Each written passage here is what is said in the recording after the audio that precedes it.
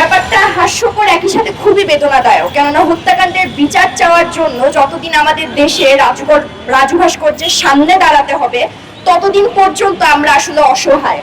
কেননা আমরা চাই যে এই রাষ্ট্রযন্ত্র এমন ভাবে কাজ করুক যাতে হত্যাকাণ্ড হওয়ার সাথে সাথে হত্যাকাণ্ডের যে বিভৎসতা সেটার উপরে নির্ভর করে সুষ্ঠু বিচারটা যাতে হয়।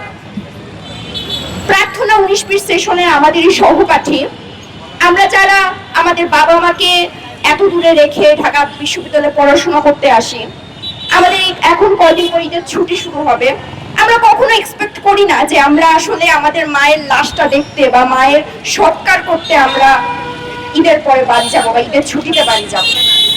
এই ঘটনার যে যাতে করে আসলে এই ধরনের ঘটনা না ঘটে এরকম দৃষ্টান্তমূলক আসলে শাস্তির জোর দাবি জানাচ্ছি।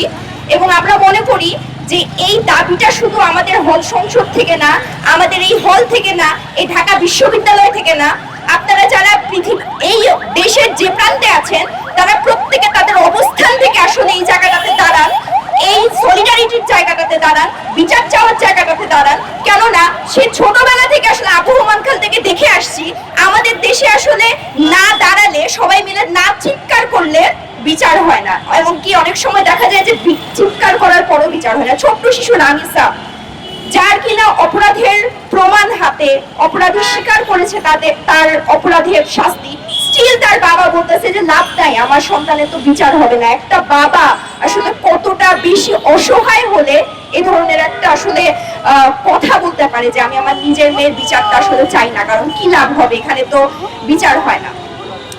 আমরা দেখতে পাচ্ছি যে বেশ কিছুদিন ধরে এই যে ধর্ষণ, রিপিটেডলি ধর্ষণের ঘটনা, রিপিটেডলি হত্যাকাণ্ডের ঘটনা, রিপিটেডলি নৃশংসতার ঘটনা দেশ জুড়ে আছে।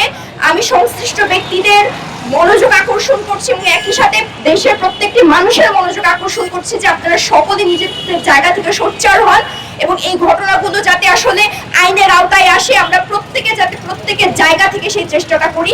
বিশেষ করে মাননীয় প্রধানমন্ত্রী এবং যারা আইনের সাথে সংশ্লিষ্ট আছেন প্রত্যেকের কাছে এই নৃশংসতাগুলোর জোর বিচার দাবি করে বক্তব্য শেষ করছি। ধন্যবাদ সবাইকে। আমি